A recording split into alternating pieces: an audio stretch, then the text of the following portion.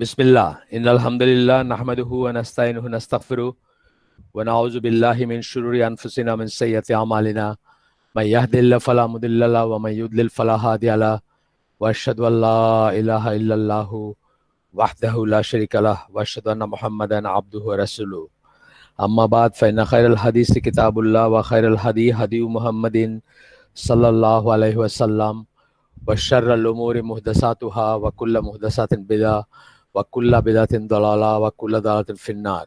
अस्सलामु आलैकुम रहमतुल्लाहि व बाराकातुहू।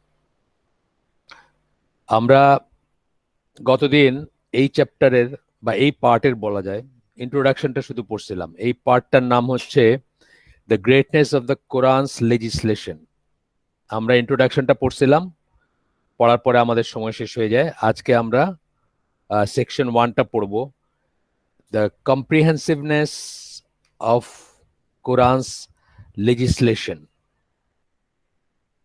কোরআনের যে লেজিসলেশন অথবা বিধি বিধান যেটা কোরআন ডিফাইন করে, ডিভাইস করে, সেটার কম্প্রিহেন্সিভনেস মানে সব সাইড যে কভার করে সেই ব্যাপারটা নিয়ে আজকের এই সেকশন 1টা আমরা পড়ব।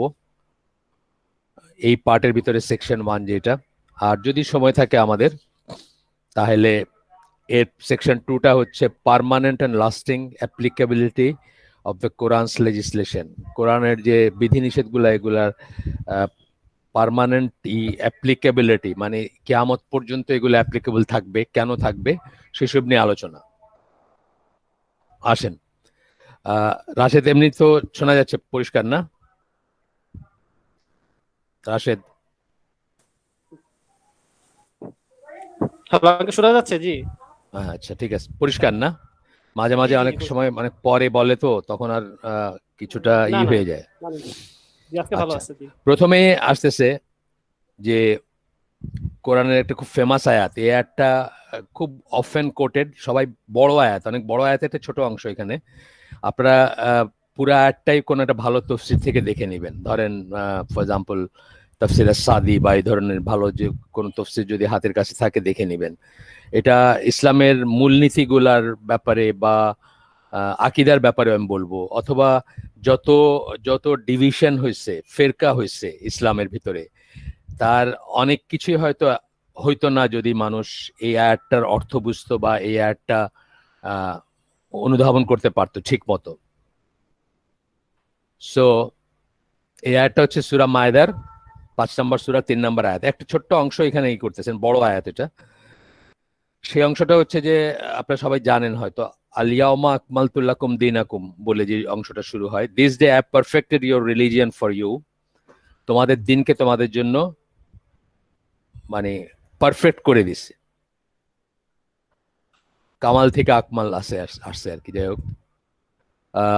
Completed my favour upon you, তোমাদের উপর আমার ফেভার বা আমার রাহমা বা আমার নিয়ামতকে কমপ্লিট করে দিছি। And have chosen for you Islam as your religion, এবং তোমাদের জন্য ইসলামকে দিন হিসাবে নির্ধারণ করে দিছি। আচ্ছা, এই কথাটার অর্থ বুঝলে কেন বললাম যে আমরা আগেও বলছি, আমরা অনেক অনেক আলোচনায়, তারপরেও কেন বললাম যে আমাদের ভিতরে এত ফেরকাবাজি হইতো না, এত দল হইতো না, এত ভাগ হইতো না, তার কারণ হচ্ছে এইখানে আল্লাহ যেটা বলতেছেন কয়েকটা কথা চলে আসছে। পারফেক্ট মানে আর পারফেক্ট করার কিছু নাই। আল্লাহ যেটাকে পারফেক্ট করছেন, মানুষ সেটাকে আর পারফেকশন, আর প্লাস, আর মাইনাস, আর গুণ, আর ভাগ বা অথবা আরো কিছু যোগ করার কোনো স্কোপ নাই। তারপরে আল্লাহ বলছেন কমপ্লিট করছেন ফেভার, মানে ইনকমপ্লিট নাই কিছু। তারপরে আল্লাহ বলতেছেন এটা আল্লাহ নির্ধারিত, মানে এই দিনটাই আল্লাহর কাছে অ্যাকসেপ্টেবল, আর কোনোটা অ্যাকসেপ্টেবল না।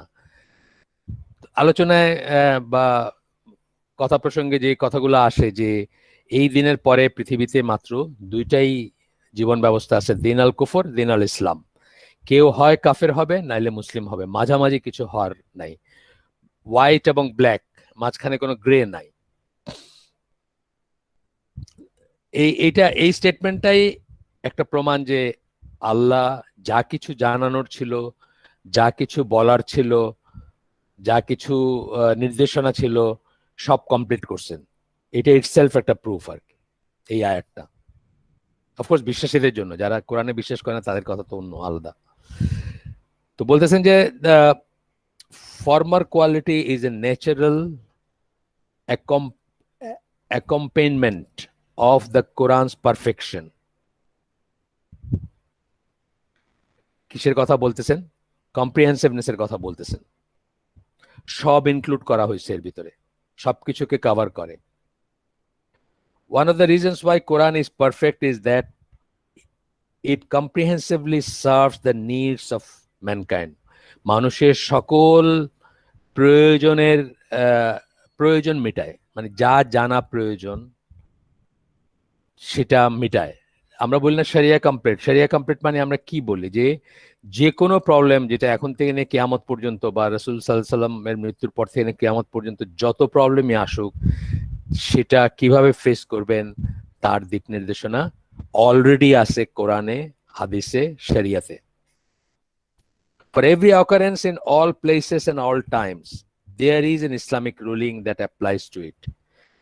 প্রবলেমগুলো হয়তো আনহার্ড অফ, নতুন নতুন প্রবলেম, আগে আমরা বলছি আবারও বলতেছি, নতুন নতুন প্রবলেম। অর্গান ডোনেট করা যাবে কিনা, লাইফ সাপোর্ট কখন উইথড্র করা যাবে, এই প্রবলেমগুলো নতুন নতুন প্রবলেম। কিন্তু এই প্রবলেমের যখন সলিউশন করতে যাবেন, ওই সূত্র থেকে আপনার সলিউশন আসবে এবং অতি অবশ্যই ওই সূত্রেই আপনাকে খোঁজ করতে হবে এবং ওই সূত্রের ভিতরে এর দিক নির্দেশনা আছে।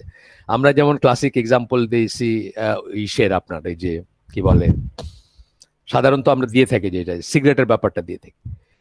সিগারেট ছিল না, আল্লাহ রাসূল সাল্লাল্লাহু আলাইহি ওয়াসাল্লামের সিগারেট জিনিসটা ছিল না। সিগারেট খাওয়া কোন পর্যায়ে পড়বে? যতদিন আমরা একটা আসপেক্ট চিন্তা করছি যে সিগারেট অপব্যয় করে, দুর্গন্ধ ছড়ায় বা ভালো কিছু নাই, ততদিন আমরা এটাকে মাকরু বলছি, বাহুল্য, অপছন্দনীয় অ্যান্ড সো অন। যখন আমরা জানছি যে সিগারেট কিলস, তখন শরিয়ার আরেকটা ক্লজ তার উপর অ্যাপ্লাইড হয়েছে যে যা কিছু আপনাকে হত্যা করে, আপনাকে ক্ষয় করে, আপনাকে নষ্ট করে, সেটা ইসলামে হারাম। সুতরাং এখন সিগারেট হারাম বলা হচ্ছে। মানে দুইটা রুলিংই দুইটা পরিস্থিতিতে আসছে, কিন্তু দুইটাই উৎসটা কিন্তু অলরেডি আছে এক্সিস্টিং শরিয়াতে, কোরআনে, সুন্নায় বা দুইটাতেই। আচ্ছা, মূলনীতিগুলা তো বলতেছেন যে এটাই বলতেছেন যে there is an Islamic ruling that applies to it. আপনি একটা পাবেন যেটা অ্যাপ্লাইড হবে এটার উপরে।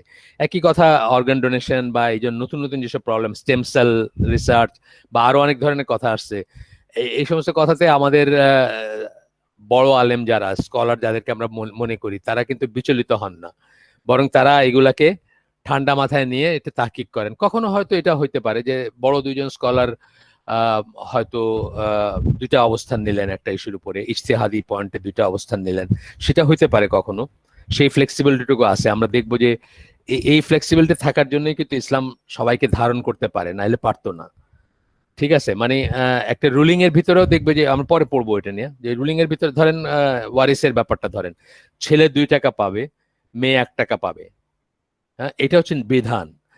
কিন্তু এই একটা প্রশ্ন আসছিল কয়েকদিন আগে আমাদের হালাকায়, আমি ভুলে গেছি কার হালাকায়, আইদার সাইফুল্লাহ ভাই অথবা ইসের বোধহয়, ওই যে আবু বকর জাকারিয়া ভাইয়ের হালাকায় বোধহয় প্রশ্নটা আসছিল।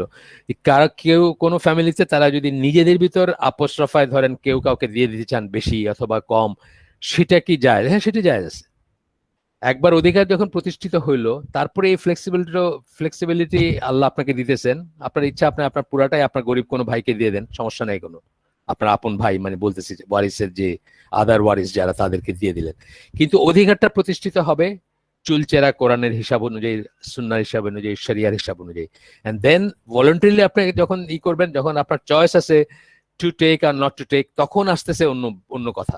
সেই ফ্লেক্সিবিলিটিটুকু আছে এবং সবসময় থাকবে। অন্য অনেক কিছু ব্যাপারে আছে, ডিভোর্সের ব্যাপারে আছে, অন্য জিনিসের ব্যাপারে আছে, ঘরে থাকার ব্যাপারে আছে, যে কেউ যদি তার রাইট সারেন্ডার করে, বাচ্চাদের কথা চিন্তা করে, কোনো মহিলা যদি তার হাজবেন্ডের কাছে থেকে যান, সেটাকে অ্যাপ্রিসিয়েট করা হয়েছে, কিন্তু সেটাকে কম্পালসারি করা হয় না যে এইভাবেই থাকতে হবে। যাক, সেটা আলাদা একটা আসবে, পরে আসবে, ফ্লেক্সিবিলিটির ব্যাপারগুলো পরে আসবে। The comprehensive nature of Islam's law is specific to the message with which Prophet Muhammad sallallahu alaihi wasallam was sent. এই যে সব কিছুকে কভার করা হয়েছে, এই ব্যাপারটা স্পেসিফিক মানে সুনির্দিষ্টভাবে আল্লাহ রসুল সাল্লামকে যা নিয়ে পাঠানো হয়েছে তার ব্যাপারে প্রযোজ্য। কেন? কারণ আল্লাহ রসুলকে সমস্ত মানব জাতির জন্য নবী হিসাবে পাঠানো হয়েছে। আমরা আগে পড়ছি এগুলো, তাই না? যে আল্লাহ রসুলকে 5টা জিনিস দেওয়া হয়েছে যেটা আর কোনো নবী পয়গম্বরকে আগে দেওয়া হয়নি বা রসুলকে দেওয়া হয়নি। তার একটা হচ্ছে সমগ্র মানবকুল এবং জিন জাতি, সেটা ব্র্যাকেটে আসে, সবার জন্য তাকে নবী করে পাঠানো হয়েছে। আচ্ছা, all previously revealed laws were at least in some way specific. For instance, one of the most detailed set of revealed laws was the one that was revealed to Moses. বলতেছে যে আগের আগের রিভিল লজ মানে ওহী ভিত্তিক যে আইন বিধি নিষেধ আল্লাহ দিছেন সেগুলা স্পেসিফিক ছিল বলতেছেন। যেমন মুসা আলাইহিস সালামের কাছে যেটাই করছে, it was meant not comprehensive for all mankind, যে কথা আমি আগে বলে ফেলছি, যে এটা সকল মানুষের জন্য উদ্দিষ্ট ছিল না। এটা শুধু মুসা আলাইহিস সালামের যে কওম ছিল বা তার যে জাতি ছিলেন, যে ছিল জাতি যারা আর কি, তাদের জন্য প্রযোজ্য ছিল, but specifically for children of Israel, হ্যাঁ, বানি ইসরায়েলের জন্য ছিল সেগুলো। Furthermore, no one claim that those set of laws possess the qualities of perfection and comprehensiveness. ওরাও ক্লেম করে নাই বা কেউ ক্লেম করে নাই যে ওই ওই সেট অফ লজ যেটা ছিল, আইন কানুন যাই বলেন, কমান্ডমেন্টস, সেগুলা পারফেক্ট ছিল এবং কম্প্রিহেন্সিভ ছিল, সারা দুনিয়ার জন্য প্রযোজ্য ছিল বা একদম পারফেক্ট, এগুলো চেঞ্জ হবে না কোনোদিন, চেঞ্জ হবার আর কিছু নাই না। সেটা কেউ তারা নিজেরাও ক্লেম করে নাই। সেটা তারা তো নিজেরাই বলে যে ওটা তাদের জন্য, অর্থোডক্স জুদের কথা শুনলেন যে তাদের জন্য অ্যাপ্লিকেবল, এটা অন্যদের জন্য অ্যাপ্লিকেবল না। Quran does not deal exclusively with man's worldly needs. কোরআন শুধুমাত্র মানুষের দুনিয়ার জীবনের ইগুলার নিয়েই ডিল করে না। যেটা ধরেন ইসের ব্যাপারে বনি ইসরায়েলের যে সেট অফ লজ, সেটার ব্যাপারে বলা হয় যে দুনিয়ার ব্যাপারগুলোতে অনেক নিটিগ্রিটি ছিল এখানে। হ্যাঁ, ধরেন কবে মাছ ধরবে না, এই কথাটা তাদের একটা বিধান ছিল, শনিবারে মাছ ধরবে না বা এই ধরনের ব্যাপারগুলা। Not does it deal solely with religious duties, এবং শুধুমাত্র ইবাদত, কয়টা তসবি কোথায় করবেন সেটাও ডিল করে না। শুধু কম্প্রিহেন্সিভ বলতেছেন কেন, সব কিছুকে কভার করে। Rather it comprehensively tax care of both, দুইটার ব্যাপারে, দিন এবং দুনিয়া দুইটার ব্যাপারে, যেটা মোহাম্মদ আসাদ তার বারবার বলছেন যে ইসলাম হচ্ছে বডি অ্যান্ড সোলের দিন। শুধু বডির না, কিছু উঠা বসা করলেই হয়ে গেল, শুধু সোলের না, যে আমি মনের পর্দা, আসল পর্দা, বাইরের পর্দা হটাও রে, মনের ভিতরে পর্দা থাকলেই তো হইলো, বাইরের পর্দার কি দরকার, তাও না। বডি অ্যান্ড সোল বলেন, উনি বারবার কথাটা বলছেন যে রক্ত মাংসের দিন ইসলাম, এবং আত্মারও, বডি সোল, এবং বডি সোল বলতে মানে শরীর এবং আত্মা, মন দুইটারই। মনের নিয়ত ঠিক থাকতে হবে, শরীরে উঠা বসা করতে হবে ইসলামের রিচুয়ালস গুলা যদি পালন করতে যান। নিয়ত ছাড়া কোনো ইবাদত নাই। হ্যাঁ, মনেরটাও ঠিক থাকতে হবে, বাইরেরটাও ঠিক থাকতে হবে, দুইটা মিলায় হবে ইবাদত আপনার, এবং সবকিছুই দুইটা মিলায় হবে। মানে আপনি আখেরাতে ভালো থাকবেন কিভাবে বা কিভাবে জান্নাতে যাবেন সেটা যেমন, দুনিয়াতেও কিভাবে একটা উন্নত জীবন থাকবে, আপনার কারোর কাছে হাত পাতবেন না, মাথা উঁচু করে চলবেন, সেটারও দিক নির্দেশনা আছে বা সেটারও নিয়ম কানুন আছে। Likewise, the Quran does not take the narrow and unbalanced approach of taking care of the need of the individual while ignoring the needs of the community. আবার এটা তো একজন ব্যক্তির দুনিয়া এবং আখিরাতের কথা প্রথমে বললেন, আবার বলতেছেন যে একজন ইন্ডিভিজুয়ালের করলেন কিন্তু কমিউনিটির কোনো নিড বাদ দিছে ইসলাম, তা না। কিন্তু ইন্ডিভিজুয়ালের যেমন এটা হইতে পারতো, অনেক দিন আছে যারা ইন্ডিভিজুয়াল দিন, মানে আমি আমারটা পালন করলে করলাম, না করলে করলাম, তোমার কি, সেটা না। কিন্তু ইন্ডিভিজুয়ালের যেমন কথা বলছে ইসলাম বা কোরআনিক ল বা কোরআনিক নর্মস বা কোরআনিক লেজিসলেশন, তেমনি কমিউনিটির কথা বলছে। Instead, the Quran strikes a perfect balance by comprehensively taking the consideration of the needs of both the individual and the community. খুব ইম্পর্টেন্ট কথা এটা। ইন্ডিভিজুয়ালের নিডগুলো, ইন্ডিভিজুয়ালের যে মানে ব্যক্তি, যে কোনো ব্যক্তির নিডগুলা, যেমন আপনি ব্যক্তির প্রাইভেসিতে আসেন, হাইয়েস্ট অর্ডারের প্রাইভেসি, এখানে কোনো কমিউনিটির ব্যাপার নাই। পাশের বাড়ির ভাবি এসে আমার ঘরে পট করে ঢুকে পড়বে, এটার কোনো ব্যাপার নাই। কিন্তু এখানে কোনো কমিউনিটি নেই, এখানে হাইয়েস্ট অর্ডারের দেওয়া হয়েছে, প্রাইভেসি, আত্মসম্মান, বা এই যে যেমন ধরেন গিরা, যেটা প্রোটেক্টিভ জেলাসি, বা যেসব জায়গায় ইন্ডিভিজুয়ালের ইগুলার রাইট গুলো অলঙ্ঘনীয় সেগুলোকে হাইয়েস্ট অর্ডারের মর্যাদা দেওয়া হয়েছে। অ্যাট দ্য সেম টাইম আবার কমিউনিটির ব্যাপারটাও, একটা মানুষ একা বসবাস করবে না, সে কমিউনিটির অংশ হয়েই বসবাস করবে। নেইবারের রাইট বলেন, নেইবারের প্রতি রেসপন্সিবিলিটি বলেন, সেটি থেকে শুরু করে জামাতের সালাত আদায় বলেন, ঈদের সালাত বলেন, জুমার সালাত বলেন, অ্যান্ড সো অন, যেগুলা সবকটাতে কমিউনিটির এটাই করা হয়েছে। মানে দুইটাই একই সাথে এনশিওর করা হয়েছে। একটার জন্য আরেকটাকে স্যাক্রিফাইস করা হয় না অন্যায় ভাবে, অথবা অন্যায় ভাবে একটার জন্য অন্যায় বা মানে অলঙ্ঘন, মানে কি বলবো, মানে আনবিয়ারেবল, মানে বহন করা যায় না এরকম কোন করে একটার জন্য আরেকটাকে স্যাক্রিফাইস করা হয়নি। আপনি একটু চিন্তা করলে দেখবেন যে কত সুন্দর বিধানগুলা, যেখানে বলতেছে যে আপনার গন্ধ যদি পায় আপনার নেক্সট ডোর নেইবার, তাহলে তাকে দিয়ে খান আপনি যা রান্না করছেন। সে একই জায়গায় বলতেছে যে সেই নেইবার আপনার যত ক্লোজই হোক, সে 3 বার সালাম দিয়ে যদি আপনি জবাব না দেন, সে মাইন্ড করবে না, সে দরজা থেকে ফিরে চলে যাবে। চিন্তা করছেন মানে কিভাবে ব্যালেন্স জিনিসটা। আচ্ছা, individual part, individual is a part of limb while the community as a whole is a body. মানে গোটা কমিউনিটির একটা বডি হিসাবে এই করে বলতেছেন যে বিভিন্ন অংশ, হাত পা এগুলা হচ্ছে বিভিন্ন অংশ সেই কমিউনিটির, সেইভাবে বলতেছেন। যাই হোক, এটা একটা সিমিলি, আর কিছু না। Also the Quran does also the Quran does not focus on the importance of the body to the exclusion of the soul, যেটা আমি আগে বলে ফেলছি, বডি এন্ড সোল ব্যাপার, but instead comprehensively focuses on the important role of each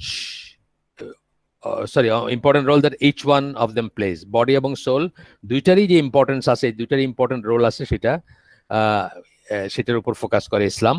Similarly, the Quran does not take into consideration the mind while ignoring emotions. শুধু বুদ্ধি, শুধু বুদ্ধি, মাইন্ড বলতে এখানে আসলে কনসিডারেশন মাইন্ড ওয়াইল ইগনোরিং ইমোশন। বুদ্ধি মানে যেটা হেড এন্ড হার্ট বলি না আমরা একটা কথা, হেড হচ্ছে বুদ্ধি, যুক্তি ইত্যাদি, হার্ট হচ্ছে মানুষের যেখানে ইমোশন আসে, দুঃখ, কষ্ট, ভালোবাসা, সহমর্মিতা ইত্যাদি জিনিসগুলো আসে, দুইটাকেই ইসলাম অ্যাকনোলেজ করে। But rather it comprehensively takes both into consideration, দুইটাকেই ইসলাম কনসিডারেশন নেয়। In short, Islamic law is complete, perfect, comprehensive. এটা বললেন যে শর্টে যদি আমরা বলতে যাই, আমরা কি বলবো? Complete, perfect, comprehensive. ওই যে আয়াতটা পড়লাম, আয়াতাংশ পড়লাম, সূরা মায়দার 3 নম্বর আয়াত পড়লাম, সেখানে এই কথাটাই বলা হয়েছে, কমপ্লিট, পারফেক্ট, কম্প্রিহেন্সিভ। আজকের দিনকে কমপ্লিট করে দিলেন, মানে কিছু বাদ দেন নাই, আর কিছু প্লাস বা মাইনাস করার নাই। এই যে বললাম না যে এই একটা আয়াত করলে মানুষ কোনোদিন বিদাত করতে পারতো না। মানুষ যখনই বিদাত করতেছে তখন আসলে আল্লাহকে মিথ্যাবাদী প্রতিপন্ন করতেছে, অথবা আল্লাহর আয়াতের বিরোধিতা করতেছে, সে আল্লাহর কথার বিরোধিতা করতেছে। সে বলতেছে যে তার জন্য কিছু যোগ করা বাকি রয়ে গেছে, সে বলতেছে তার জন্য আরো নৈকট্য লাভের কোনো রাস্তা বাকি রয়ে গেছে, সে বলতেছে যে আল্লাহ ভুলে গেছেন অথবা ভুল করছেন, পসিবলি তাকে জানান নাই, আরো সওয়াব, আরো ফজিলতের কাজ ছিল। এইভাবে চিন্তা করলে মানুষ কখনো বিদাতে লিপ্ত হইতে পারতো না, যদি এই একটা আয়াতের অর্থ সঠিকভাবে বুঝতো। আমরা যেটা অন্য আলোচনায় বলে থাকি, 3টা সি বলে থাকি, ক্লিয়ারলি, কমপ্লিটলি, কারেক্টলি। মোহাম্মদ সাল্লাহ সাল্লাম, আল্লাহ তথা মোহাম্মদ সাল্লাহ সাল্লাম যখন দিনকে কমপ্লিট ঘোষণা করছেন এবং মানে যে মিশনটা শেষ করছেন আল্লাহ রসুল সাল্লাহ আলাইসাল্লাম, সেটাতে উনি সবকিছু ক্লিয়ারলি, কারেক্টলি এবং কমপ্লিটলি বলছেন। 3টা সি আমরা বলে থাকি। ক্লিয়ার, কোনো কিছু লুকায় যান না, কোনো জাহেরি বাতিনি ব্যাপার নাই। হ্যাঁ, কারেক্ট, কোনো কিছু ভুলে যান নাই বা ভুল করেন নাই। কমপ্লিট, কোনো কিছু বাদ দিয়ে যান নাই। হ্যাঁ, সবকিছু। তো যাই হোক, এইভাবে দেখলে আমরা জীবনে অনেক ইসের থেকে বেঁচে থাকতে পারতাম। এই যে ফেরকাবাজিগুলো হয় কেন, এক একটা করে বিদাতই হয়, এবং এক একটা বিদাত বা এক একটা নব্য প্রথা বা নতুন নতুন জিনিস আসে, এবং এক একটা করে গ্রুপ বাড়তে থাকে, ফেরকা বাড়তে থাকে। আমি কালকে অন্য একটা আয়োজনে বলতেছিলাম যে আমি যখন এই দেশে বড় হচ্ছি, আমি যখন টিনেজার বা আরো আরো কম বয়স, আমরা তো কোনোদিন ট্রাক মিছিল দেখি না ঈদে মিলাদুন্নবীর দিনে, এই সবুজ টুপি পরে পরে শত শত ট্রাক নিয়ে সকল ঈদের বড় ঈদ, এই জিনিসগুলো দেখি নাই। পর্যায়ক্রমে বাড়তে বাড়তে বাড়তে বাড়তে আজকে এই পর্যায়ে আসছে। আচ্ছা, এরপরে আরেকটা আয়াত কোট করতেছেন, বলতেছেন যে the following verse is an instance, উদাহরণ নিচে আয়াতটা, of the Quran striking A perfect balance between man's religious duties and his worldly needs, দুনিয়া এবং আখেরাতের, দুনিয়ায় তার যে প্রয়োজন আছে সেটা, এবং তার আখেরাতের জন্য যে পাথেয় সংগ্রহ করবে সেটা, দুইটার ভিতরে ব্যালেন্স করতে গিয়ে সূরা কাসাস 28 নম্বর সূরা 77 নম্বর আয়াত কোট করতেছেন, but seek with that wealth which Allah has bestowed on you the home of the hereafter. যা তোমাকে আল্লাহ সম্পদ দিছেন তা দিয়া কি করবা? আখেরাতেরই চাইবা। অর্থাৎ কি, আমরা আমরা আমাদেরকে যিনি, ধরেন আমাদেরকে যে সম্পদ দিচ্ছেন সেটা আমরা সাদাকা করতে পারি। আমাদেরকে আমরা কি বলি যে 4টা ফর্মে নিয়ামত আসে, সময়, সম্পদ, শ্রম, মেধা। 4টা ফর্মে আপনাকে নিয়ামত দেন আল্লাহ। যদি সময় দিয়ে থাকেন স্পেয়ার, সেটাকে আপনি আল্লাহর পথে ইবাদত করেন অথবা মানুষের সেবা করেন আল্লাহর কথা চিন্তা করে, আমিলুস সালে, যেটা আল্লাহর জন্য, আল্লাহ যেটাকে সৎ কাজ বলছেন সেই সৎ কাজটা করার চেষ্টা করেন। যদি আপনাকে আল্লাহ স্পেয়ার টাইম দিয়ে থাকেন, সময়, সম্পদ দিলে সেটা আল্লাহর পথে ব্যয় করেন যদি স্পেয়ার সম্পদ দিয়ে থাকেন। শ্রম, আপনাকে যদি শক্তি দিয়ে থাকেন, আপনার অনেক শক্তি, আপনার একটা সুগঠিত শরীর আছে, আর কিচ্ছু নাই আপনার, সেটাকে আপনি আল্লাহর পথে ব্যয় করতে পারেন। যেখানে একটা মসজিদ,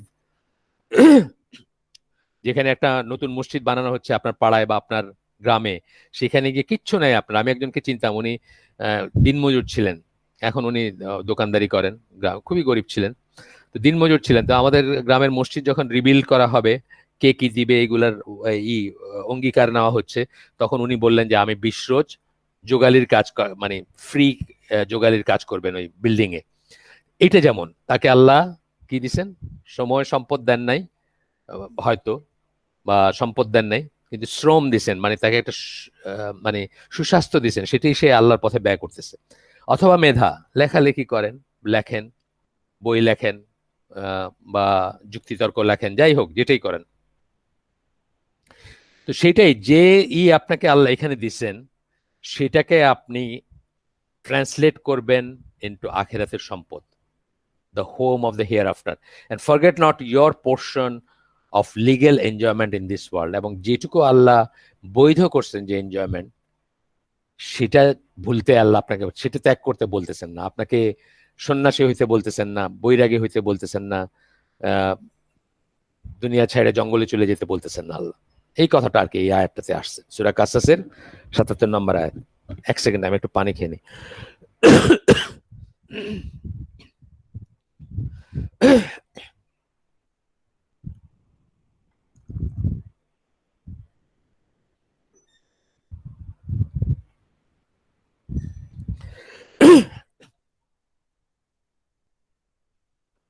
আচ্ছা, আসেন এরপরে আগাই।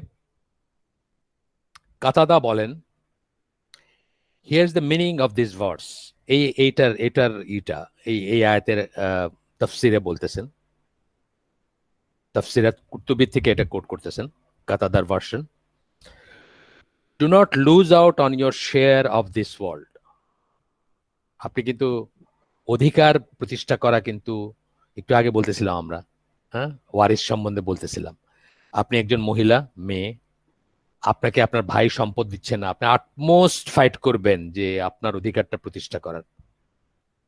এখানে স্যাক্রিফাইস করা, ছেড়ে দেওয়া বা আপোষকামিতা ইসলামে পছন্দনীয় না। আল্লাহ যে অধিকার দিচ্ছেন সেই অধিকার আপনি প্রতিষ্ঠিত করবেন। Do not lose out on your share of this world. সেটা ছেড়ে দিবেন না বা সেটা অবজ্ঞা করবেন না, সোজা কথা। And forget not your portion of legal enjoyment in this world. Sorry, মাফ করবেন, মিলাই ফেলছি আমি। Do not lose out on your share of this world, instead seek out your share of lawful enjoyment and set worldly goals for your self. Lawful enjoyment যেটা, অথবা আপনার worldly গোলও থাকতে পারে, আপনার একটা বাসস্থান দরকার, আপনার একটা বাহন দরকার, হ্যাঁ, দরকার বলতেছি কিন্তু আমি কিন্তু লাক্সারির কথায় যাচ্ছি না, প্রয়োজনের কথায় যাচ্ছি। ইন দিস কনটেক্সট, এটুক ছিল কাতাদার কুরতুবী তাফসীর থেকে করা, কোট করা। তারপরে বলতেছেন, in this context it is important to note that the Sharia does not consist of a set of dry laws, an arbitrary list of do's and do nots. শরিয়াটা একটা খালি নিয়ম কানুন, A B C D E, tick tick tick tick tick, এরকম একটা dos and do নটস এর শুধু না, লিস্ট না। টু দ্য কন্ট্রারি, এর বিপরীতে, it calls out to our minds, our hearts, our emotions, stimulating into life faith that otherwise lies dormant deep within our souls. বরং আল্লাহ কি করেন বা কোরআন কি করেন বা শরিয়া কি করে, আপনার বিবেককে প্রশ্ন করে, আপনার বিবেককে, আপনার ইমোশনকে, আপনার হৃদয়ের যে মানবতা আছে সেগুলাকে এবং স্টিমুলেট ইনটু লাইফ ফেথ, এবং আপনার ভিতরে ইমানকে স্টিমুলেট করে, উজ্জীবিত করে, that otherwise lies dormant deep within our souls. তা নাইলে সেটা মৃত বা ঘুমন্ত অবস্থায় থাকতো আপনার আত্মার ভিতর, হৃদয়ের ভিতরে। মানে এই জিনিসগুলো কেন করতেছেন সেটা যদি না বুঝতেন, শুধু একটা ফর্মুলা করে দিত, এটা করো, এটা করো, এটা করো, শেষ, বা ABCD চেকলিস্টই করলেন, তাহলে কোনো ফিলিং থাকতো না, ইহুদিদের মতো অবস্থা হয়ে যেত, একসময় গিয়ে আর কোনো ফিলিং থাকতো না কিছুর জন্য। কিন্তু ইসলাম আপনার ভিতরে কি কি বা শরিয়া আপনাকে কি করতে চায়, আপনার ভিতরে সেই ফিলিং গুলাকে জাগ্রত করতে চায়। ঠিক আছে, আপনি জাকাত দিবেন, কিন্তু জাকাতটা আপনি জাস্ট একটা হিসাব না জাকাতটা, এবং জাকাতটা আপনার কোনো ফেভার না, এটা আপনার উপর অন্যের রাইট।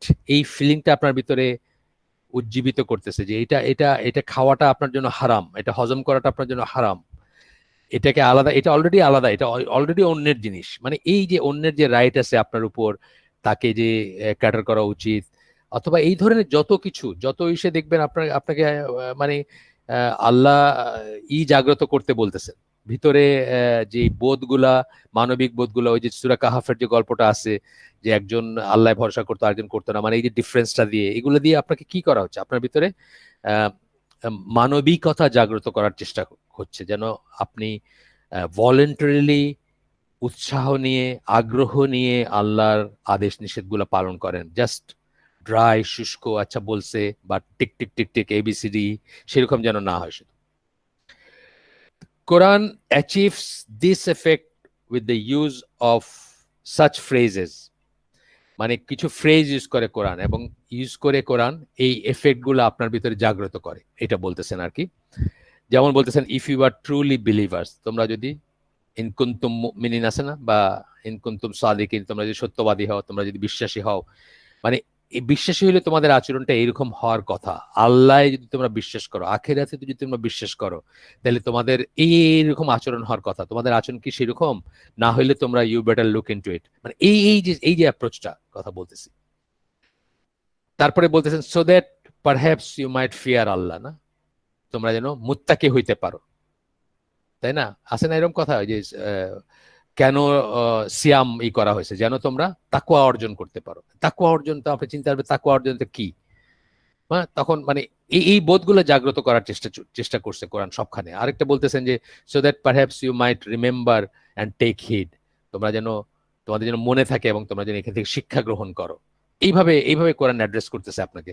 অর্থাৎ ড্রাই সেট অফ লজ না, সোজা কথা, ড্রাই সেট অফ লজ না, যে এটা টিক দিলেন, এটা করলাম, 5 বার উঠলাম বসলাম, 5 বার দিনে শুধু সেজদা করলাম, এই করলাম, ইন্টেনশন ছাড়া কোনো ইবাদতই নাই। প্রথম কথা, এই ইন্টেনশনটাকে দেখা যায়, এটা দেখা যায় না, ফিলিং এর ব্যাপার এটা, নিয়ত হইতে হবে। মানে এই ব্যাপারগুলো মানে খেয়াল করার আছে অনেক কিছু। রাসূল সাল্লাল্লাহু আলাইহি ওয়াসাল্লাম একইভাবে করছেন, whoever believes in Allah and the last day, এরকম করে উনি অনেক কথা বলছেন। এটা কোরআনের কথাও, আল্লাহ রসুলও বলছেন অনেক সময় এরকম বলে। Manmade laws on the other hand, মানুষের তৈরি যে নিয়মগুলা থাকে সেগুলা on the other hand are dry, dry মানে কোনো বোধ নাই, কোনো ইমোশন নাই, কোনো ভাল লাগা নাই, কোনো স্যাটিসফ্যাকশন নাই। একটা একটা একটা নিয়ম মানলেন, আমরা বলি না যে long arm of the law, আপনাকে পুলিশ স্টেট যেটাকে আমরা বলি, পুলিশে যতক্ষণ ধরবে না ততক্ষণ আপনি সবকিছু করবেন, পুলিশে ধরার ভয় আপনি কোনো একটা কিছু করবেন না, বা কোনো একটা কিছু করবেন, মানে পুলিশের ভয় আপনি করেন, ম্যানমেড লর ব্যাপারগুলোই সেটা, বা নিয়ম। এবং যেখানে একটু আপনি ফাঁক পান, আপনি সেই লটা ভেঙে একটা আনন্দ অনুভব করেন। আমি আপনাদেরকে দুইটা ঘটনা অনেকবার হয়তো বলছি। একটা হচ্ছে যে, এখনকার কথা বলতেছি না, আমরা যখন সিঙ্গাপুরে আসা যাওয়া করতাম, আমি লাস্ট সিঙ্গাপুরে গেছি 2004 সালের শেষে। তো তখন ওইখানে সিঙ্গাপুর তো খুব স্ট্রিক্ট ল, আপনারা জানেন যে একটা সিগারেটের বাট ফেলা যাবে না, যেখানে সেখানে সিগারেট খাওয়া যাবে না, চুইংগাম ব্যান্ড, যাতে পোলাপানে চুইংগামেরি যেখানে সেখানে না ফেলে সেই জন্য। এবং লিটারিং বিশেষ করে খুবই বড় একটা অপরাধ, $500 একদম ইনস্ট্যান্ট ফাইন হবে আপনার। লিটারিং মানে ময়লা ফেলা যেখানে সেখানে, কাগজপত্র এটা সেটা। তো এই লটা যে তারা মানতেছে, এটা তারা একটা, এই যে ড্রাই বললাম যে কোনো ফিলিং নাই এটার প্রতি, জাস্ট পুলিশে ধরবে এই জন্য মানতেছে। তো এটা বোঝা যেত কি, উডল্যান্ড বলে একটা জায়গা আছে মালয়েশিয়া যাওয়ার পথে, রাস্তার ধারে কোনো একটা জায়গায়, ওখানে মানুষজন থাকে না। তো আপনার দেখবেন যে ইয়াং পোলাপান যাইতেছে গাড়ি নিয়ে, ওইখানে গিয়া গাড়ির কাচ নামায়া ইচ্ছা মতো জিনিসপত্র ছুড়া ময়লা ফেলতেছে। কেন? ময়লা ফেলার স্বাধীনতাটা এনজয় করতেছে। অর্থাৎ যেখানে long arm of the law তাদেরকে রিচ করতে পারে না, ওইখানে পুলিশ টুলিশ নাই বা মানুষজন থাকে না, ওইখানে ফেলতেছে ইচ্ছা মতো। এই যে ব্যাপারটা, এটা হচ্ছে ড্রাই হয় যখন লটা, এই লটার প্রতি যখন মানুষের কোনো ফিলিং থাকে না, মানুষ যখন বোঝে না যে কেন সে কিছু একটা করতেছে, যেটা যা যা করতেছে সেটা কেন করতেছে, এটা যখন বোঝে না, তখন মানুষ এইভাবে বিহেভ করে। এরকম আরো উদাহরণ ছিল, আমি বলছিলাম আপনাদেরকে যে আমি যখন ইংল্যান্ডে ছিলাম, এই ঘটনা অনেকবার বলছি, আমি অনেকখানে বলছি, আবার বলি। আমি যখন ইংল্যান্ডে পড়াশোনা করতাম তখন ওই এইসব কার্ড টার্ড, এই ইন্টারনেট, এইসব ফোন ফোন ছিল না। অনেক বছর আগের কথা, 86 এর কথা সেটা। তো তখন আমরা ওই রবিবার সকালে বাসার সাথে কথা বলার জন্য ওই ইসের ব্রিটিশ এই যে কয়েনের একটা পাউন্ড ছিল গোল্ডেন কালারের, তো ওইটা দিয়ে, ওইটা কয়েকটা নিয়ে গিয়ে আমরা ফোনের বুথে দাঁড়ায় করতাম, আপনার বাসায় কথা বলতাম। তো একদিন আমি ওই কিং স্ট্রিট বলে, প্রত্যেক শহরে ছোটখাটো বা যে কোনো শহরে তাদের কিং স্ট্রিট, কুইন স্ট্রিট এগুলো থাকে। তো ওইখানে আমি এক পাশে দুইটা বুথ আছে, একটা বুথ দেখি লম্বা লাইন, আর একটা বুথ খালি। তখন আমি তাদেরই সাদা চামড়া কাউরে জিজ্ঞেস করছি যে এটা কি নষ্ট নাকি। তো সে হাইসে দিছে, হাইসে দিয়ে বলতেছে যে না, এটাও ভালো ওইটাও ভালো, মানে দুইটা বুথই ঠিক আছে। তা আমি বললাম যে এই অবস্থা কেন, এটাতে একজনও মানুষ নাই আর ওইটা এত বড় লাইন। তখন সে আয়সা বলতেছে যে ওইটাই কথা টথা বইলা ওই রিসিভারটা ক্রেডেলে রাখলে পয়সাটা আবার ফেরত চলে আসতেছে, এই জন্য সাদা চামড়ারা ওইখানে লাইন দিছে। মানে লটা তার মানে কি, যতক্ষণ পর্যন্ত পুলিশে ধরবে না ততক্ষণ পর্যন্ত মানতেছে সে, কিন্তু আসলে সে সেই লকে শ্রদ্ধা করে না, আসলে মানে না।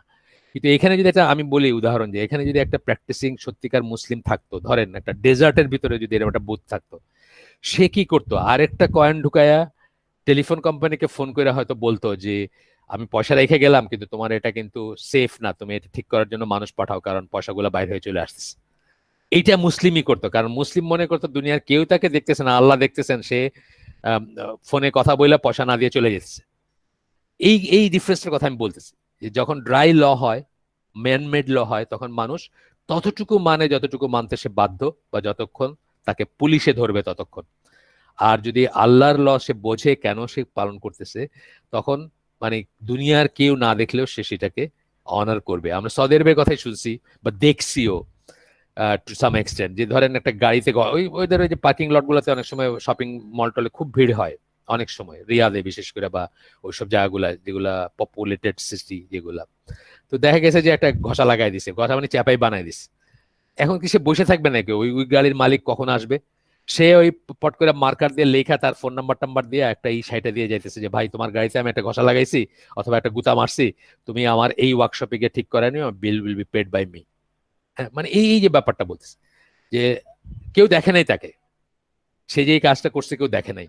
যখন সে ওইভাবে আল্লাহকে হাজির নাজির জেনে, হাজির নাজির মানে আল্লাহ তাকে দেখতেছেন সার্বক্ষণিক ভাবে, তার তার মন দেখতেছেন, সে তার ইন্টেনশন দেখতেছেন, সে কি ভাবতেছে সেটা দেখতেছেন, সে কি করবে সেটা দেখতেছেন, তার নিয়ত দেখতেছেন, তখন সে কি করবে, সে এইভাবে বিহেভ করবে যে কেউ না দেখলেও সেই লটাকে সে শ্রদ্ধা করবে।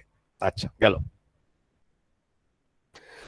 তারপর বলতেছেন manmade laws deal with the surface of the problems while ignoring their underlying reason and causes। অত্যন্ত ইম্পর্টেন্ট কথা বলেন, surface of the problem. Surface of the problem কি মানে, এখানে এই কাগজটা ফেললো, সো ময়লা হয়ে যেতেছে, সুতরাং আমি একটা আইন বানাই দিলাম কেউ কাগজ ফেলতে পারবে না। কিন্তু আসলে আমার শিক্ষা দেওয়া উচিত ছিল কি, আসলে এই যে এনভায়রনমেন্টাল প্রোটেকশনের কথা বলি আমি বাচ্চাদেরকে মাঝে মাঝে পড়াইতাম আমাদের স্কুলটাতে, ওই 7-এর 8-এর বা 6-এর, যাই হোক, যখন কোনো টিচার নাই হয়তো পরিবেশ পরিচিতি বা এইসব পড়াই দিয়েছে। আমার মনে হয় ইসলামের সেই ডে 1 থেকে নিয়ে আপনি পরিবেশবাদী, ডে 1 থেকে নিয়ে আপনি পরিবেশবাদী। আল্লাহ রসুল কি বলতেছেন, নদীর থেকে যদি আপনি ই করেন তবুও হিসাব করে পানি খরচ করবেন। এটা, এটার মিনিং কি আমরা আজকে দেখতেছি। আমি যে সাঙ্গু বলে একটা নদী আছে না, বান্দরবনের ভিতর দিয়ে আসছে সাঙ্গু, ওইটাতে দেখছি এই যে তামাক চাষের জন্য মানুষে ইনডিসক্রিমিনেটলি পাম্প বসায়া তামাক চাষে অনেক পানি লাগে, পানি উঠায় এই করে ফেলতেছে, নদীতে অলমোস্ট পানি নাই, ড্রাই প্রায়। এই জন্য কিন্তু গভর্নমেন্ট আইনই করছে যে ইচ্ছা মতো চাইলেই আপনি একটা পাম্প লাগায় পাম্প আউট করতে পারবেন না নদীর পানি। আচ্ছা, তো বলতেছেন যে সুপারফিশিয়াল, যে সারফেসটা এই করে, while ignoring the underlying reasons and causes. কেন করবে জিনিসটা, কেন করবে, কেন আইনটা মানবে, কেন আইনটা করা হয়েছে, কেন বলা হচ্ছে যে অজু করতে গিয়েও তুমি নদীর থেকে অজু করলেও হিসাব করে ই করবা, অপচয় করবা না। দেখতেছি আমরা নদীর থেকে পাম্প করলেই বেহিসাব করবা না, তাইলে ডাউন স্ট্রিমে ড্রাই হয়ে যাবে। অ্যান্ড ওয়াইল ইগনোরিং ফেথ, এবং ম্যানমেড লতে কি কোনো ফেথের ব্যাপার নাই, ফেথ ফ্যাক্টর নাই কোনো। ওই যে যতক্ষণ পুলিশ দেখতেছে না ইচ্ছা মতো আমি ট্র্যাশ ছুঁড়ে মারতেছি জঙ্গলের ভিতরে, অথবা আমি ফোনটা কইরা পয়সাটা নিয়ে কি করবো আমি, ভাই আমি তো ফোন রাখছি, সে পয়সা বাইরে আসে, তো আমি কি করবো, পয়সাটা আবার পকেট নিয়ে আপনি হাঁটা দিলেন, কারণ এখানে কোনো পুলিশে ধরতেছে না, আপনি ভ্যান্ডালিজম করেন নাই, আপনাকে ধরার কিছু নাই এখানে আইনত বা দৃশ্যত নাই আর কি। আপনি কি করবেন, আমি কি পয়সা বাইর করছি মেশিন থেকে বাইর করেন, এমনি বাইরে চলে আসে, এই আর কি। And the spiritual needs of man, এবং এটা যে একটা স্পিরিচুয়াল আছে, অংশ আছে, যে আমি আমার পরবর্তী প্রজন্মের জন্য রেখে গেলাম, আমার যতটুকু পানি ব্যবহার করার দরকার ছিল ঠিক ততটুকু ব্যবহার করে বাকিটুকু রেখে গেলাম, যারে তারা পায়। এই যে ব্যাপারগুলা, এগুলো কোনো নাই, যদি ম্যানমেড লতে এগুলোর কোনো কনসিডারেশন নাই। এই জন্য হচ্ছে যে প্লান্ডারিং যেটাকে বলে, আমেরিকান প্রতিটা পরিবারের 2 পয়েন্ট কতটা গাড়ি আছে এবং কত লিটার করে জ্বালায়, হিসাবপত্র আপনার দেখবেন, কিভাবে এমিশন, কিভাবে পলিউশন হচ্ছে দুনিয়ার, কিভাবে তারা পলিউশনের রাইট কিনে নিতে চাচ্ছে, কিভাবে তারা ওই প্রোটোকল গুলা সাইন করে নাই, জাস্ট তাদের বর্তমান যারা তারা যেন লাক্সারিতে প্লান্ডার করে লুট করে জীবনটা উপভোগ করে যেতে পারে, এবং এগুলোর ফলাফল আসতেছে।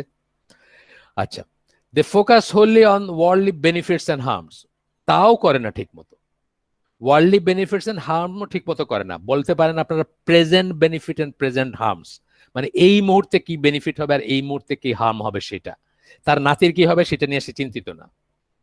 In short, manmade laws deal with the problems of any given community in an ineffective and short sighted manner. অত্যন্ত ইম্পর্টেন্ট কথা বলছেন, ইনএফেক্টিভ এবং short sighted manner. Short sighted মানে আপনি বিয়ন্ড একটা দেখতেছেন না, এই পর্যন্তই দেখতেছেন।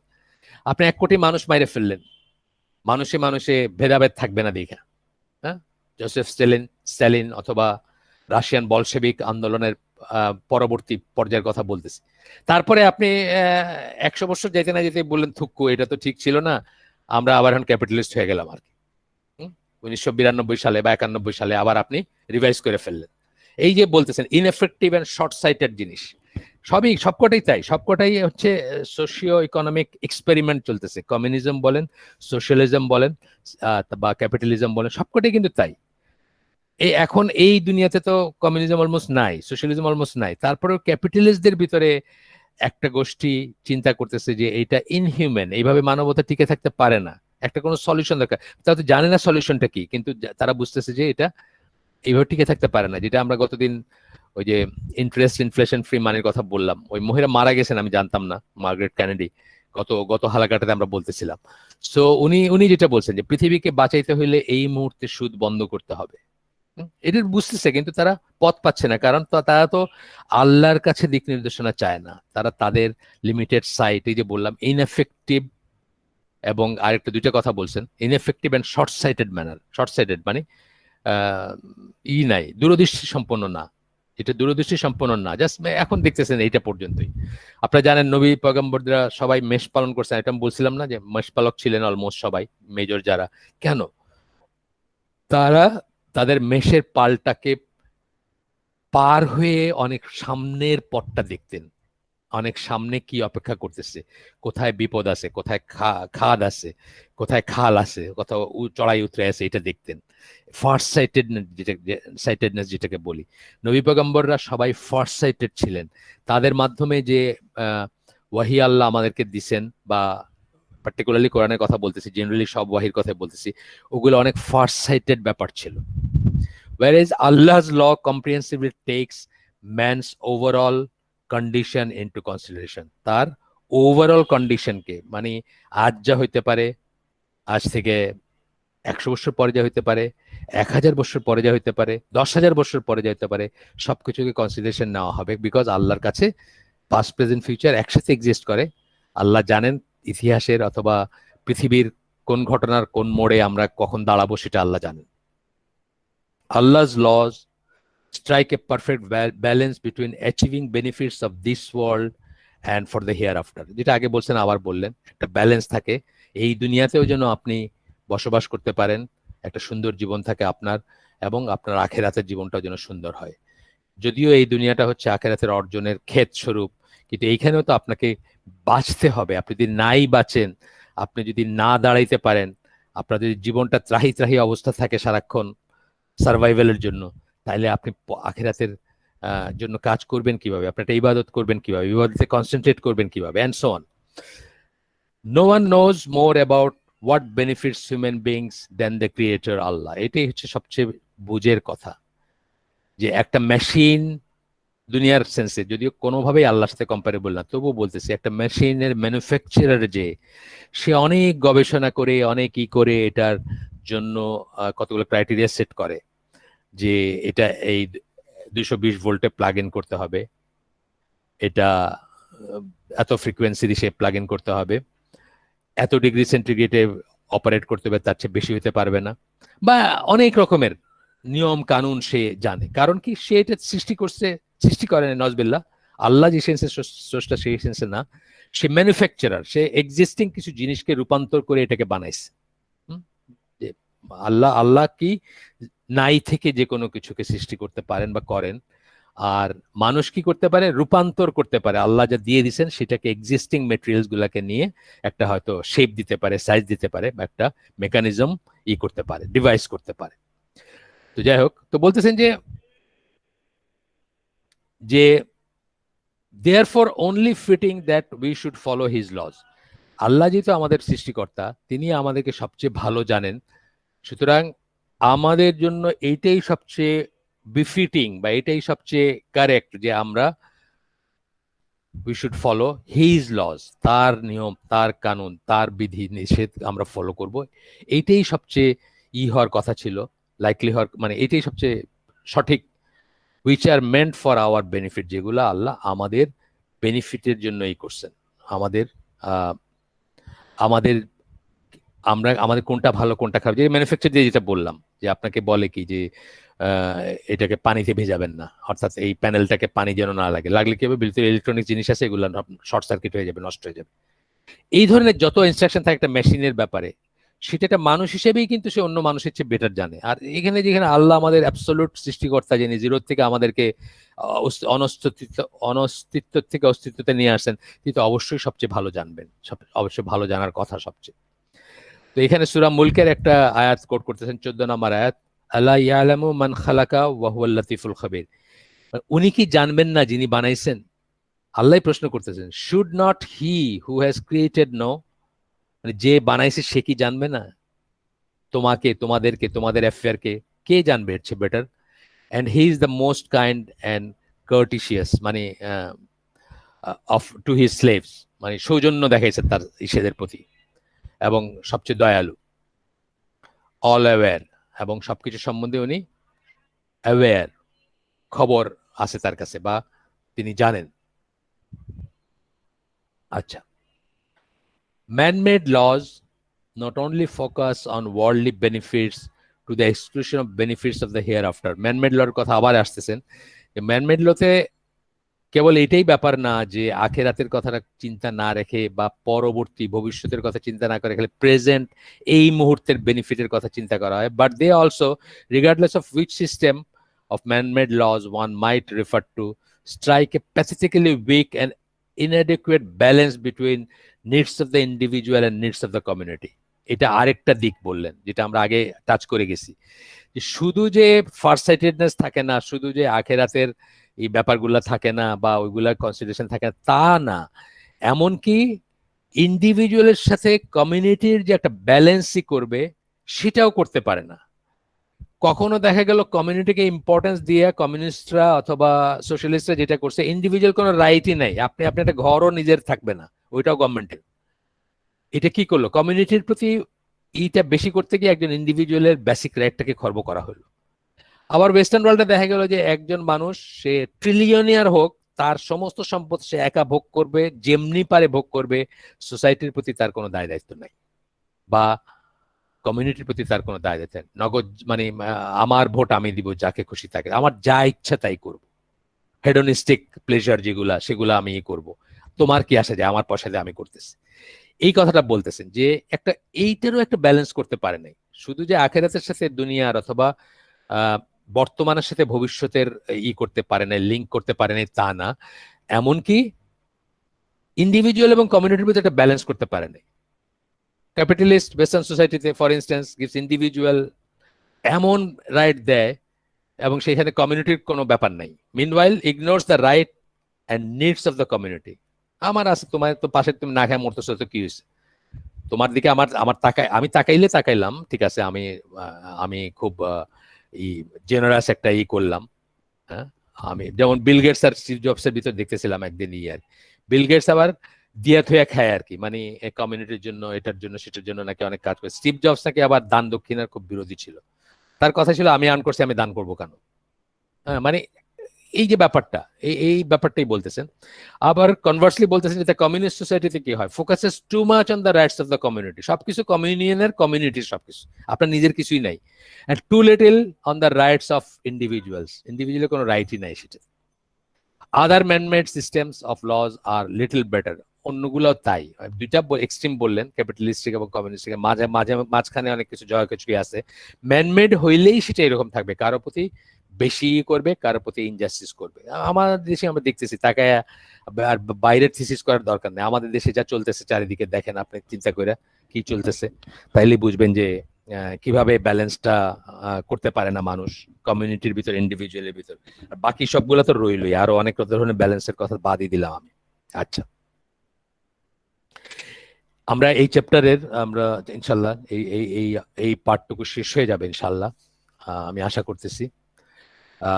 এই সেকশনটা কম্প্রিহেন্সিভনেস অফ দ্য কোরআনিক লেজিসলেশন, এটা হেডিং ছিল, এটা ইনশাল্লাহ শেষ হয়ে যাবে।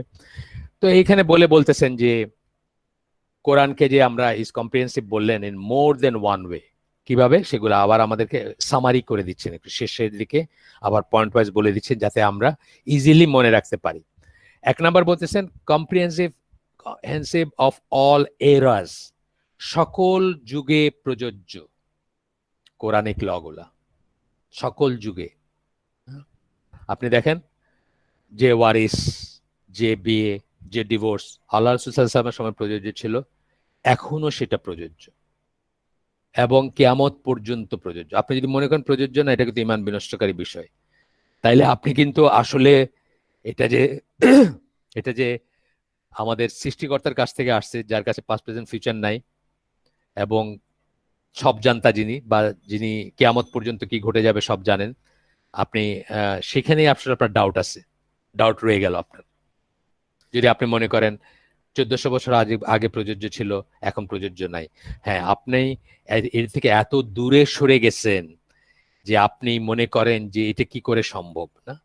আজ থেকে 100 বছর আগে কেবল পতিতারা এবং বাইজিরা গান গাইতো, আজকে সবচেয়ে শিক্ষিত, সবচেয়ে পরিশীলিত, সবচেয়ে মার্জিত ফ্যামিলির মেয়েরা গান গায়। আপনি এত সরে গেছেন ওই নর্ম থেকে যে আপনার কাছে এখন গান গাওয়াটাকেই মনে হচ্ছে যে ব্রিদিং এর মতো সত্য এবং সুন্দর, অথচ এটা যে অত্যন্ত হার্মফুল একটা জিনিস, এটা যে এক ধরনের পতিতাবৃত্তি ছিল আজ থেকে 100 বছর আগে, পতিতাবৃত্তির অংশ ছিল, সেটা আপনি চোখে দেখেন না। সেটা হচ্ছে আপনার দোষ, আপনি সরে গেছেন সেই নর্ম থেকে। আপনি আবার জিরো থেকে শুরু করেন, রিসেট করেন নিজেকে, আপনার চোখে ঠিকই পড়বে যে কোথায়। আমরা আমাদের নেক্সট বইটা হবে সেটা, music made me do it, ইনশাল্লাহ। গান গান বাজনা নিয়ে আমরা একটা বই পড়বো এরপরে ইনশাল্লাহ, আমাদের হালাকায় আমরা ওইটা নেক্সট বই আর কি। তো বলতেছেন Quran's laws and legislations have been compulsory to follow from the time the Prophet sallallahu alaihi wasallam was sent to mankind, and they will remain that way until the end of this world. কিয়ামত পর্যন্ত থাকবে এটা সকল যুগের জন্য। Therefore there will never come a time on earth, not now or and not later, এখনো না পরেও না, এমন কোন সময় আসবে না পৃথিবীতে, when it will be permissible for human beings to follow any set of laws other than Islamic law, যখন মানুষের জন্য জায়েজ হবে এনি সেট অফ ল, কোনো ল ফলো করা আদার দেন ইসলামিক ল। এখন আপনি বলতে পারেন তাহলে আমরা কি করতেছি এই দেশে? না, আমরা বাধ্য হয়ে মানতেছি। বাধ্য হয়ে মানা একটা কথা, আর এইটাই ঠিক আছে মনে করা একটা কথা। যে মনে করবে এইটাই ঠিক আছে সে তো কাফের। আল্লাহর আইন ছাড়া অন্য কোনো আইনকে যে মনে করবে ওইটা ঠিক এবং আল্লাহর আইন ঠিক না, আল্লাহর আইন ভ্যালিড না, আল্লাহর আইন চলে না, আল্লাহর আইন রিপ্লেসেবল, সে কাফের। ইমান বিনষ্ট করে বিষয়। 4 নাম্বার পয়েন্ট, আমরা যে লিস্টে 12টা পড়ি তার ভিতর 4 নাম্বার পয়েন্ট। কিন্তু বাধ্য হয়ে একটা সিস্টেমের ভিতর থাকা বা মানা, এটা হলো আলাদা একটা জিনিস। আমরা যেটা আমাদের মনে সবসময় এটা রাখবো যে আমরা কিন্তু এটার সাথে এগ্রি করি না। আমরা মনে করি আল্লাহর লটাই সব, একমাত্র, সবচেয়ে না একমাত্র ওইটাই অ্যাপ্লিকেবল মুসলিমের জীবনে, এবং ওইটাই ঠিক, বাকি কোনোটা ঠিক না। বাট আমরা যে সিস্টেমের ভিতর আছি সেই সিস্টেমে আমরা মানতে বাধ্য হইতে পারি, এবং আমরা মানতে বাধ্য। এই জন্য একটা হাদিসের কথা বলতে আমি আপনাদের আগেও বলছি, যেটা সামারি হচ্ছে যে যখন আল্লাহ বিরুদ্ধে কোনো একটা কাজ ঘটে বা একটা একটা নিয়ম বা একটা কিছু চালু হয় বা একটা, মোট কথা আল্লাহর বিরুদ্ধে গিয়ে কোনো একটা আইন কানুন নিয়ম ইত্যাদি হয়, আমি সামারিটা বলতেছি, এক্সাক্ট কথা যদি আপনার চান একদিন পড়ে শোনায় দিব আমি। আমার কাছে আছে হাদিসটা, অন্য বইতে আছে। তো বলতেছে যে যে যে প্রতিবাদ করলো সে সঠিক কাজটা করলো, অর্থাৎ যখন এটা লেজিসলেশনটা আসলো বা নিয়মটা আসলো বা কানুনটা আসলো, তখন যে দাঁড়ায় প্রতিবাদ করতে পারলো বা প্রোটেস্ট করলো সে কারেক্ট কাজটা করলো। যে প্রতিবাদ করতে পারলো না কিন্তু মনে মনে ঘৃণা করলো বা মনে মনে সেটাকে অপছন্দ করলো, সে বেঁচে গেল। হ্যাঁ, বেঁচে গেল কথাটা বলছে, অর্থাৎ জাস্ট সেভড। আর যে সেটার সাথে তাল মিলাইলো সে ধ্বংস হয়ে গেল। এইভাবে দেখবেন জিনিসগুলাকে। আমরা তো অনেক আল্লাহ বিরুদ্ধ আইনের ভিতর আসি না, অনেক আল্লাহ বিরুদ্ধ আইনের ভিতর আছি, বাট আমরা কি ওটা তাদিং তাদিং করে মানে মারহাবা মারহাবা বলে আসি নাকি? না, মোটেই না। আমরা একটা অগত্যা আসি, বাধ্য হয়ে আসি। আচ্ছা, 2 নম্বর বলতেছেন কম্প্রিহেন্সিভ অফ অল প্লেসেস। একটা বললেন এরা, টাইম বললেন না, এখন বলতেছেন কিন্তু স্পেস। আগে বললেন টাইম, এখন স্পেস। সকল জায়গায় applicable. The laws of Islam are applicable not only in the desert lands of Arabia but also in all of the plains, mountains, jungles, forest, valleys, যত রকমের জিওগ্রাফিক্যাল সিচুয়েশন হইতে পারে সবখানে এটা ভ্যালিড দুনিয়ার উপরে। There is not a spot on earth on which it is permissible to avoid applying Islamic law. Avoid করাটা permissible এরকম কোনো জায়গা নাই দুনিয়া। সবখানে আপনি সচেষ্ট হবেন ইসলামিক বিধি বিধান নিয়ম কানুন আইন প্রয়োগ করার। হ্যাঁ, কোথাও আপনি পারবেন না, আপনার সেই ক্ষমতা নাই, আপনার সেই শক্তি নেই, আপনি বাধ্য, সেটা আলাদা কথা। সূরা মারিয়াম এর 93 নম্বর আয়াত কোট করতেছেন এখানে, there is none in the heavens and earth but comes unto most beneficent as a slave. হ্যাঁ, মানে কেউ আল্লাহর বিধি বিধান সুন্নাহ যেটাকে আমরা বলি তার বাইরে না, সবাই সেটার অন্তর্ভুক্ত বা সবার উপর সেটা অ্যাপ্লিকেবল। টাইমটা দেখি একটু, 6 মিনিট আছে, ইনশাল্লাহ শেষ হয়ে যাবে আমাদের। 3 নম্বর পয়েন্ট হচ্ছে, একটা কি বললেন, টাইম বললেন, স্পেস বললেন। 3 নম্বরটা হচ্ছে comprehensive of all human being, সকল মানুষের জন্য, জাতি ভেদে, ভাষা ভেদে, এথনিসিটি ভেদে, হ্যাঁ, সকল মানুষের উপর প্রযোজ্য। It is obligatory for all human beings of all races and colors to follow the laws of Islam. সকল রেস, সকল রং, সকল কালার, সকল জাতির, সকলের জন্য obligatory. Islamic law is meant as much as for Arabs of the Arabian Peninsula as it is for the inhabitants of Iceland, Europe.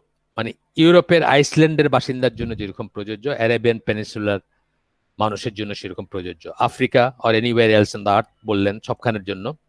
তারপরে একটা আয়াত কোট করতেছেন, এটা হচ্ছে সূরা 51 নম্বর সূরা, সূরা জারিয়াতের 56 নম্বর আয়াত। ও আচ্ছা, এটা তো সেই ফেমাস আয়াতটা, ওয়ামা খালাকতুল জিন্না ওয়াল ইনসা ইল্লা লিয়াবুদুন। আমি জিন এবং ইনসানকে শুধুমাত্র আমার ইবাদত ছাড়া আর কোনো কারণে সৃষ্টি করি নাই। এটা ট্রান্সলেশনটা হচ্ছে এটা।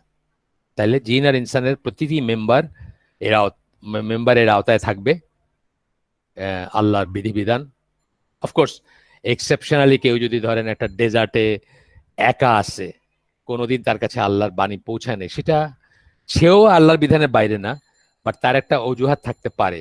কিয়ামতের দিন আল্লাহর সামনে যে আল্লাহ আমি তো শুনিই নাই কোনোদিন তোমার কোনো সেটা অন্য জিনিস।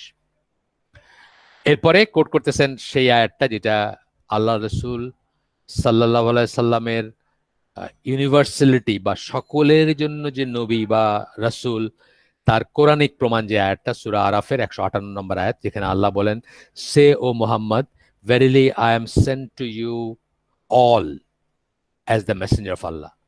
আমি তোমাদের সকলের কাছে, আল্লাহ বলতেছেন রসুলকে শিখাই দিচ্ছেন যে তুমি বলো যে আমি তোমাদের সকলের কাছে হ্যাঁ রাসূল হিসাবে আমাকে পাঠানো হয়েছে। ইন্নি ইন্নি রাসূলুল্লাহি ইলাইকুম জামিয়া, জামিয়ান কথাটা লাস্টে বললেন, বা জামিয়া যাই হোক, সেটা দিয়ে সকলকে ইনক্লুড করা হয়েছে, সকলকে একসাথে করা হয়েছে, সকল মানুষকে একসাথে করা হয়েছে, একসাথে বলা হয়েছে। 4 নাম্বার হচ্ছে কম্প্রিহেন্সিভ। তিন ধরনের কম্প্রিহেন্সিভনেস বললাম, মানে অন ইনক্লুসিভনেস বা সকল কিছুকে সমন্বয় করা হয়েছে, সকল কিছুকে ইনক্লুড করা হয়েছে। সেটা একটা কি বললাম, সকল যুগ, তারপর সকল প্লেস, সকল স্থান, সকল মানুষ বললাম। আর 4 নাম্বার পয়েন্টটা হচ্ছে comprehensive in the topics it covers. যত টপিক আছে কিছুই বাদ দেন নাই, আল্লাহ বলছেন না কোরআনে, ওই আয়াতটা পড়বো আমরা, যা কিছু ইম্পর্টেন্ট ছিলেন তা আল্লাহ অ্যাড্রেস করছেন। এর বাইরে যদি কিছু থাকে that is not important. Fan কোন স্পিডে চালাবেন এটা আল্লাহ বলে দেন নাই কোরআনে, হ্যাঁ, সুতরাং ইটস নট ইম্পর্টেন্ট। আপনি আপনার স্পিডে আপনার ফ্যান চালাতে পারেন, সেই জন্য আল্লাহ আপনাকে বলে দেন নাই। মানে এই কথাটা আর কি, যে যা কিছু ইম্পর্টেন্ট ছিল, যা কিছু জ্ঞাতব্য ছিল, আল্লাহ তার সবকিছু আপনাকে বলছেন কোরআনে, সুন্নায়, কোরআন সুন্নাহ মিলায়া, ওয়াহিতে এবং শরিয়াতে। আপনার বারবার আমরা এটা বলি কিন্তু, যে শরিয়ার ডুয়েল সোর্সের একটা হচ্ছে কোরআন আর একটা হচ্ছে সুন্নাহ। আচ্ছা, রাসূল এবং কোরআন, রাসূল এবং আল্লাহ, আল্লাহ এবং রাসূল, মানে যেভাবে যত কম্বিনেশনে বলতে পারেন, কিন্তু দুইটা মিলায়া হচ্ছে শরিয়ার উৎস। আচ্ছা, এখানে বলতেছেন Islamic law deals with all things and with all aspects of life. যা কিছু ইম্পর্টেন্ট, যা কিছু প্রয়োজনীয়, তার সবকিছু নিয়ে ডিল করে Islamic law. In fact it even deals with laws that relate to animals, এমনকি পশুকে ইনভলভ করা আইনগুলো নিয়েও ইসলামিক ল ডিল করে। অ্যান্ড টু দ্য ডেড, এবং মৃতকে নিয়েও ডিল করে। In short, for every occurrence, for every problem, যে কোনো ঘটনা যেটা ইম্পর্টেন্ট, যেটাতে আমরা দাঁড়ায় চিন্তা করতে পারি যে কি করব এখানে, এবং এভরি প্রবলেম, এবং সকল সমস্যা, যখন একটা সমস্যা আসবে তখন, and for every situation there is an appropriate ruling in Islam. যেটা আমরা বললাম, শরিয়া কমপ্লিট কথাটার মানে হচ্ছে এইটা, যে যত প্রবলেম কিয়ামত পর্যন্ত আসবে সেটার আমরা একটা একটা পাবো, কি বলে, একটা দিক নির্দেশনা পাবো শরিয়াতে, এবং সকল সলিউশন শরিয়াতে আছে। বা আল্লাহ যেদিন বলছেন যে তোমাদের জন্য তোমাদের দিনকে কমপ্লিট করে দিলাম, সেই দিনই দিনের ভিতর আছে, এটা আমাদের আকীদা বিশ্বাসের অংশ। সেই জন্যই আমরা যে কোনো কিছু একটা, ধরেন অর্গান ডোনেশন বলেন অথবা লাইফ সাপোর্ট উইথড্র করা বলেন, আমরা ফিরে যাই কোথায়, আবার কোরআন সুন্নাহর কাছে ফিরে যাই, গিয়ে খোঁজ করি যে এখানে কোন ক্লজটা এখানে অ্যাপ্লিকেবল হবে, এবং সেই অনুযায়ী আমরা সেটাতে একটা ডিসিশন দেই। এখানে সূরা আল আনআম এটার 38 নম্বর আয়াতটাই করতেছে, যেটা কথা আমি আগে বলছি, we have neglected nothing in the book, মানে কিছুই নেগলেক্ট করা হয় নাই। যা কিছু প্রয়োজন ছিল, যা কিছু প্রয়োজন হইতে পারে বা পারতো বলে আল্লাহ মনে করছেন, পারবে বলে আল্লাহ মনে করছেন, তার ডিভাইন উইজডমে পাস্ট প্রেজেন্ট ফিউচারকে একসাথে করে সেই সব কিছুই অ্যাড্রেস করছেন। আমাদের আজকের আয়োজন এখানে শেষ। এখানে কিছু একটা দেখতেছি, বর্তমানে অনেক নারী শিশু ধর্ষণের শিকার হচ্ছে, হত্যা করা হচ্ছে, অনেক শিশু আত্মহত্যা পর্যন্ত করে। এক্ষেত্রে শয়তানরূপী মানুষ থেকে আল্লাহ পাক নিষ্পাপ শিশুগুলোকে রক্ষা করেন না কেন? এটা তো একটা নাস্তিকের কথা বললেন আপনি। আপনি আপনার তৌহিদ ঠিক করেন আগে। এটা একটা তৌহিদ বিরুদ্ধ প্রশ্ন বা তৌহিদ বিরুদ্ধ সংশয় ভিতরে থাকে। আল্লাহ পাক রক্ষা করেন না কেন? আল্লাহ পাক তো তার মুসাব ইবনে ওমরকে রক্ষা করেন নাই, তাকে কাফেররা হত্যা করছে না? সাহাবী, প্রথম শ্রেণীর সাহাবী, ইসলামের জন্য জীবন ধরে দিয়েছেন, তাকে হত্যা করছে না কাফেররা? তাকে রক্ষা করেন নাই কেন আল্লাহ? এই দুনিয়ায় আল্লাহ কিছু কজেলিটি দিয়ে দিছেন। Life is all about test. আপনি আপনার ক্রস সেকশনে কি করছেন সেই জন্য আল্লাহর কাছে আপনি জবাবদিহি করবেন। আল্লাহর চেয়ে বেশি মার্সি আপনার থাকতে পারবে না, আল্লাহর চেয়ে বেশি জাস্টিসও আপনি দেখাইতে পারবেন না। এই জন্য বললাম তৌহিদ ঠিক করেন আগে, তৌহিদ নিয়ে পড়াশোনা করেন, নিজের বিশ্বাস ঠিক করেন, তৌহিদ ঠিক করেন। সুতরাং আল্লাহ যখন একটা কিছু হইতে দিচ্ছেন সেটা তার ডিভাইন উইজডমে, তার মার্সি এবং তার জাস্টিস অনুযায়ী হইতে দিচ্ছেন। এইখানে আপনি হারছেন বা আমি হারছি, যারা তাকায় দেখছি, যারা এটার রাস্তা তৈরি করছি, যারা পর্নোগ্রাফি বানাইছি, যারা সিনেমা বানাইছি, যারা টেলিভিশন বানাইছি, যারা যারা মোবাইল ফোন তুলে দিছি ক্লাস ক্লাস 5-এর ছেলের হাতে যেন সে ক্লাস 3 মেয়েকে দর্শন করতে পারে। আল্লাহ পাকের ইচ্ছার বিরুদ্ধে কোনো কিছুই তো করা সম্ভব না। ইচ্ছার বিরুদ্ধে করার কথা আসতেছে না এখানে। আল্লাহ তাআলা ইচ্ছার বিরুদ্ধে আপনি করতেছেন তা না। আমরা যে মদ খাই, আমরা কি আল্লাহর ইচ্ছার বিরুদ্ধে খাচ্ছি বলতেছি আমরা? তা তো না। আল্লাহ এখানে আপনাকে খাওয়ার স্বাধীনতাটা দিচ্ছেন। আপনি মদ খাইতেও পারেন, আপনি না খাইতে পারেন। আপনাকে আল্লাহ নিষেধ করছেন মদ খাইতে, কিন্তু আপনাকে চয়েস দিয়ে দিচ্ছেন, আপনি খাইতেও পারেন, আপনি না খাইতে পারেন। আপনি যদি খান, আপনি আল্লাহর পছন্দের বিরুদ্ধে একটা কাজ করলেন, কিন্তু আল্লাহর ইচ্ছার বিরুদ্ধে না। আল্লাহ তখন আপনাকে সেটা হইতে দিলেন, স্যাংশন করলেন, আপনার টেস্টে হেরে গেলেন। এটা নিয়ে ওনার নাম কি, আব্দুর রহিম গ্রিনের খুব সুন্দর একটা আছে, একটা সিরিজ আছে এই ব্যাপার নিয়ে, যে পৃথিবীতে এত সাফারিং কেন, হিংস্র ক্ষতিকর পশুগুলো আমাদের জন্য কিভাবে কল্যাণকর। ডেফিনেটলি কল্যাণকর আছে। আপনার ইকোসিস্টেমে একটা মানে অ্যামাজনের তীরে একটা প্রজাপতি পাখা মেলে, সেই প্রভাবে ইন্দোনেশিয়ার রেন ফরেস্টে বৃষ্টি হয়। একটা একটা মাইক্রোস্কোপিক ব্যাকটেরিয়ারও একটা অবদান আছে, এবং এই সবকিছু মিলে সমুন্নতি সিস্টেমের জন্য এই পৃথিবী টিকে আছে এবং টিকে থাকবে। আপনার এই পৃথিবীর সমস্ত অক্সিজেন গুলো আন্ডার ওয়াটার এক ধরনের মাইক্রোব বানাইছে। পৃথিবীর যত অক্সিজেন আপনি এখন শ্বাস নেন, আপনি পড়াশোনা করে দেখেন, আপনার কাছে মনে হইতেই পারতো যে এই মাইক্রোবের কি দরকার আছে দুনিয়াতে। পৃথিবীর চেয়ে লক্ষ কোটি গুণ বড় যে তারাগুলা মিনিংলেস মনে হবে আপনার কাছে, এগুলো কেন সৃষ্টি করার কি মানে আছে? এগুলো কেউ থাকে না, এগুলো কেউ থাকতে পারবে না। এগুলাতে 5000 ডিগ্রি সেন্টিগ্রেড সারফেস টেম্পারেচার, কোনো মেটেরিয়াল এক্সিস্ট করে না। এগুলো আল্লাহ কেন সৃষ্টি করছে? 1 মাইক্রন, 1 মিলিগ্রাম আনব্যালেন্স হলে পৃথিবী এখন যে শেপে আসছে এই শেপে আসতো না। প্রতিবেশী বিধর্মী হলে বিধান কি হক আদায়ের? প্রথমত হলে ভালো ব্যবহার করবেন। যে যেমন নন রিলিজিয়াস ব্যাপার যেগুলা, সেগুলাতে, যেখানে রিলিজিয়নের সাথে কম্প্রোমাইজ করতে হয় না, সেগুলাতে সব সৌজন্য দেখাবেন, ভালো ব্যবহার করবেন, দাওয়াত দিবেন, খাওয়া শেয়ার করতে পারেন, হ্যাঁ, ঐশ্বর্য শেয়ার করতে পারেন, কোনো সমস্যা নাই। খাওয়া, আপনার ঘরে একটা খাওয়া হয়েছে আপনি দিলেন, এটা কোনো নাই, মানে আল্লাহর সৃষ্টি হিসেবে আপনি দিলেন। যেটা করতে পারবেন না সেটা হচ্ছে যে রিলিজিয়াস ব্যাপারগুলোতে কোনো কম্প্রোমাইজ বা কোনো লাইন ক্রস করতে পারবেন না। লাইন ক্রস করা উচিত না। যেমন তার পূজায় আপনি যাইতে পারবেন না, একইভাবে আপনার ঘরের ভিতরে আপনার ওয়াইফের সাথে প্রতিবেশী বিধর্মী, আরে আসেন ভাই, এই তো আপনার ভাবি, এটা করতে পারবেন না। এটা অবশ্য বিধর্মী বলে না, কারোর সাথেই করতে পারবেন না। তারপরেও বলতেছি, মানে সেন্স অফ বিলঙ্গিংটা থাকবে না বিধর্মী হইলে। অর্থাৎ ওয়ালাল বাড়ার যে ইটা আছে, ভালো ব্যবহার করতে বাধা নাই। আমি সূরা মুমতাহিনার 8 নম্বর আয়াতে আল্লাহ বলতেছেন, যারা আপনার সাথে যুদ্ধ করে না, যারা আপনাকে ঘর থেকে বিতাড়িত করে না, অর্থাৎ নন কম্বেটেন্ট কাফের যদি হয়, তার সাথে ভালো ব্যবহার করতে এবং সুবিচারের ভিত্তিতে আচরণ করতে আল্লাহ আপনাকে নিষেধ করেন না। সেইভাবে করবেন ইনশাআল্লাহ। আমরা শেষ করে দেই। সুবহানাকা আল্লাহুম্মা বিহামদিকা আশহাদু আল্লা ইলাহা ইল্লা আনতা আস্তাগফিরুকা ওয়া আতুবু ইলাইক। আসসালামু আলাইকুম ওয়া রাহমাতুল্লাহি ওয়া বারাকাতুহু।